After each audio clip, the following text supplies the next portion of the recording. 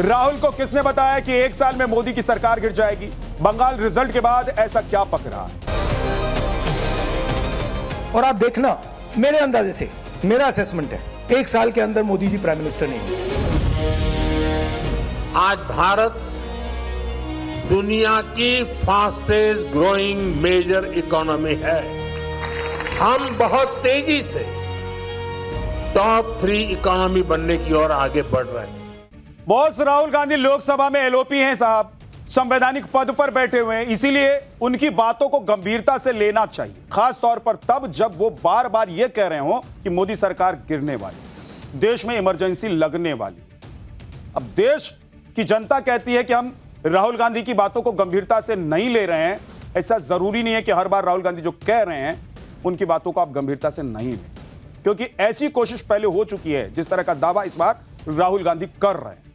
2019 में आप याद कीजिए कि सीए के खिलाफ शाहीन बाग मॉडल देश की चुनी हुई सरकार को अस्थिर करने की कितनी बड़ी कोशिश थी, कितनी बड़ी कोशिश थी। बीच सड़क पर बैठ गए थे बॉस, याद होगा आपको, और कैसे बवाल काट दिया था।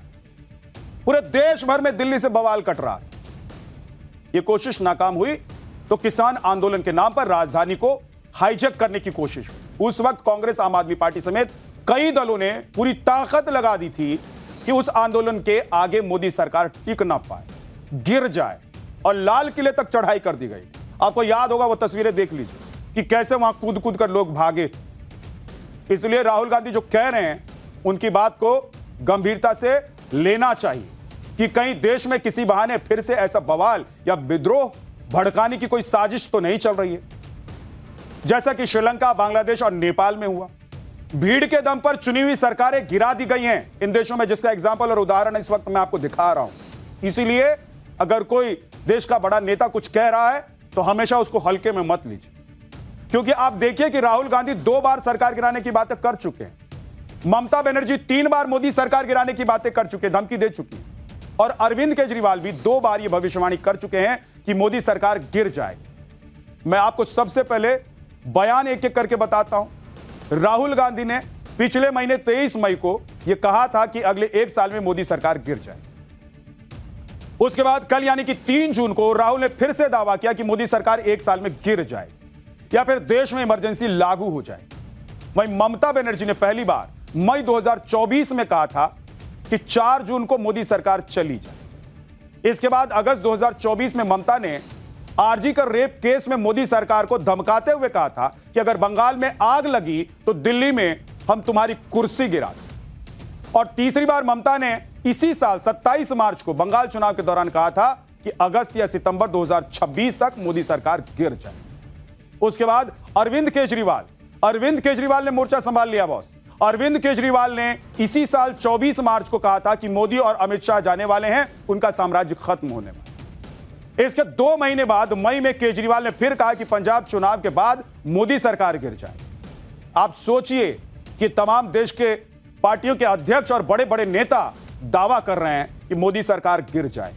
राहुल गांधी और विपक्ष के इन दावों में कोई दम इसलिए दिखाई नहीं दे रहा है क्योंकि बीजेपी तो दिन और रात आगे बढ़ रही है, मजबूत होती जा रही है। अब तो बीजेपी ने बंगाल भी जीत लिया है, ममता को अपनी पार्टी बचाने के लाले पड़ रहे हैं, और केजरीवाल तो 7 राज्यसभा सांसद ही बीजेपी में उनके सांसद ही बीजेपी में शामिल हो चुके हैं। इससे राज्यसभा में बीजेपी का संख्या बल बढ़ गया है और लोकसभा में भी बीजेपी अपना संख्या बल बढ़ाने के लिए मिशन 300 की तैयारी कैसे कर रही है, आगे आपको बताने वाला हूं। लेकिन पहले सुनिए कि राहुल गांधी ने आज मोदी सरकार के गिरने को लेकर क्या दावा किया।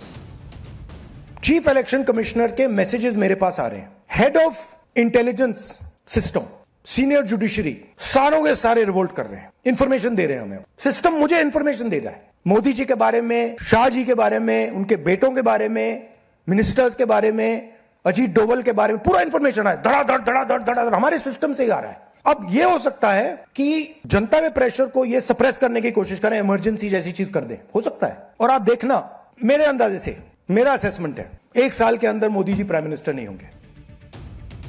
अब आप देखिए कि राहुल गांधी की बातों में कोई लॉजिक आपको समझ में आता है? यही राहुल गांधी, यही कांग्रेस पार्टी और विपक्षी पार्टियां कहती है कि सारी संस्थाएं, सारी एजेंसियां मोदी के अधीन कॉम्प्रोमाइज्ड हैं। चुनाव आयोग जैसे उसको भी कह रहे हैं ये लोग कि ये कॉम्प्रोमाइज्ड है, चुनाव आयोग के लिए कह देते, लेकिन दूसरी तरफ दावा कर रहे हैं कि वहां से इनको इंफॉर्मेशन आता है, वहां के अधिकारी इंफॉर्मेशन देते हैं। तो कॉम्प्रोमाइज उधर है कि इधर है? उधर जानकारी अगर देते तो आप समझते कि भाई हाँ बीजेपी को ये लोग सपोर्ट कर रहे हैं, हर चीज बता रहे हैं, सरकार में बीजेपी है तो बतानी भी चाहिए, लेकिन राहुल गांधी को बता रहे हैं, इसका मतलब सेंध राहुल गांधी सिस्टम में लगा रहे। राजनीतिक तर्क और तथ्य से सीधी बात होती है बॉस, हवाबाजी करने से, आई बाई बोलने से और फेक नैरेटिव फैलाने से राजनीति में काम नहीं चलता, गुब्बारा फूट जाता है कुछ ही दिनों। इसलिए राहुल गांधी को अब समझना चाहिए कि वो लोकसभा के एलओपी हैं, उनके कंधों पर नेता प्रतिपक्ष की बड़ी जिम्मेदारी है। इसलिए राहुल गांधी को ऐसा कुछ भी आधारहीन तथ्यहीन बयान नहीं देना चाहिए जिससे उनकी क्रेडिबिलिटी डाउन हो और देश की जनता उनका लोड लेना छोड़ दे। क्योंकि आप देखिए बॉस कि राहुल ने जो दावे किए कैसे उसका उल्टा हो। राहुल गांधी ने कहा कि एसआईआर के जरिए वोट चोरी हुई, इस पर सुप्रीम कोर्ट ने कह दिया कि निष्पक्ष और स्वतंत्र चुनाव के लिए एसआईआर बिल्कुल जरूरी है। राहुल ने कहा कि बीजेपी चुनाव फिक्स करके जीत रही है, अगर ऐसा था तो केरल में कांग्रेस की सरकार कैसे बन गई भाई।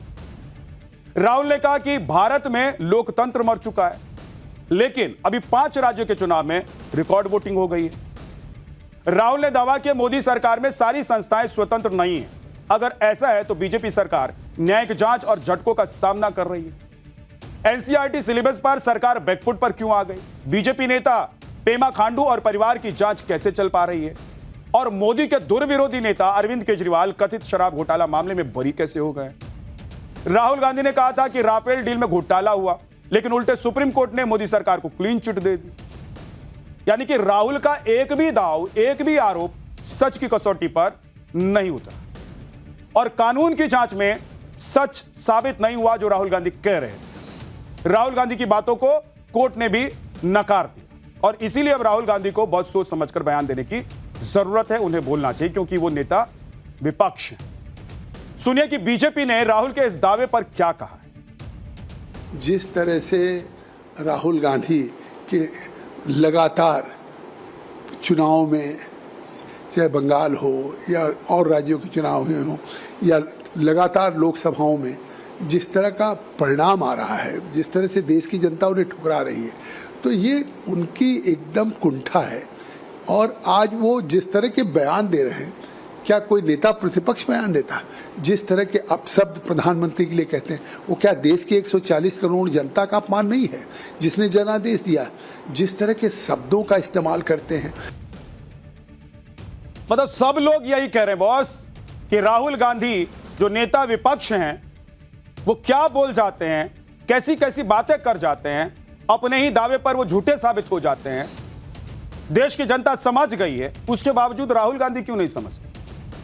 और इतने दावे फेल होने के बाद भी राहुल गांधी एक और दावा ठोक रहे हैं कि मोदी सरकार गिर जाएगी या देश में इमरजेंसी लग जाएगी। तो इमरजेंसी लगाने का एक्सपर्ट कौन है बॉस, बीजेपी या कांग्रेस? आगे आपको बताऊंगा, लेकिन आप अभी देखिए कि राहुल मोदी सरकार के गिरने का दावा कर रहे हैं, लेकिन खुद उनके इंडिया अलायंस में क्या हो रहा है वो शायद राहुल गांधी देखकर भी नजरअंदाज कर। इंडी गठबंधन एकजुटता का दावा करता है, लेकिन राज्यों के चुनाव में ये दावे खोखले साबित हो जाते हैं, छीछा लेदर हो जाता है। कोई यहां, कोई वहां, कोई इधर गया, कोई उधर गया वाला सिस्टम चलने लगता है। सब अपनी अपनी डपली, अपना अपना राग अलापने लगते हैं, कोई किसी को पूछता तक नहीं। बता दे रहा हूं, देखिए कि दिल्ली में जब चुनाव हुए तो चुनाव के दौरान केजरीवाल और राहुल गांधी एक दूसरे को कोस रहे थे, पानी पी पी कर कोस रहे और नीचे बाकी नेता भी कोस रहे, कोई बकसने के मूड में नहीं। बंगाल में ममता ने कांग्रेस को पूछा तक नहीं, सटने तक नहीं दिया, पास नहीं आने दिया, अकेले छोड़ दिया कि जाओ लड़ो चुनाव। तमिलनाडु में कांग्रेस ने सत्ता के लिए अपने 20 साल पुराने सहयोगी डीएमके के पीठ में छुरा घोंप दिया बॉस। स्टालिन छटपटा गए और स्टालिन ने कसम खा ली कि अब कांग्रेस से कभी हाथ नहीं मिला। आप देखिए कि 8 जून को इंडी गठबंधन की बैठक है और डीएमके ने इस बैठक का बहिष्कार कर दिया है। डीएमके ने साफ कर दिया है कि उस बैठक में शामिल नहीं हो सकते वो जिसमें कांग्रेस भी मौजूद रहे, यानी कि सीधा बहिष्कार है बॉस। यह चल रहा है गठबंधन अलायंस में। और उधर मोदी के कमजोर होने, बीजेपी के कमजोर होने की बात राहुल गांधी कर रहे हैं, सरकार गिरने की बात कर रहे हैं। अरे पहले अपना घर तो बचाइए। दूसरे के घर में आग लगेगी कि नहीं लगेगी देखा जाएगा, पहले अपना घर तो बचा लीजिए आप। इधर यूपी में क्या हो रहा है बॉस, वो भी देख लीजिए। अखिलेश राहुल का लोड ही नहीं ले रहे हैं। अखिलेश यादव ने अपनी पार्टी के सभी जिला अध्यक्षों को यह जिम्मा सौंप दिया है कि कांग्रेस को कौन सी सीट दी जा सकती है वो बता दीजिए। यानी कि अखिलेश खुद सीट शेयरिंग को लेकर कितने गंभीर हैं यह दिखाई पड़ रहा है। फिर भी राहुल गांधी को इंडी गठबंधन छोड़ बीजेपी नजर आ रहे, बीजेपी की सरकार गिरती हुई नजर आ रही। कमाल है, मतलब अपने घर में क्या चल रहा है, राशन पानी है, लोग ठीक से खाना खा पा रहे हैं कि नहीं खा पा रहे हैं, लड़ाई झगड़ा तो नहीं चल रहा है, सब कुछ सुख शांति में चल रहा है कि नहीं चल रहा है, कैसे चलेगा इस पर ध्यान नहीं देना है।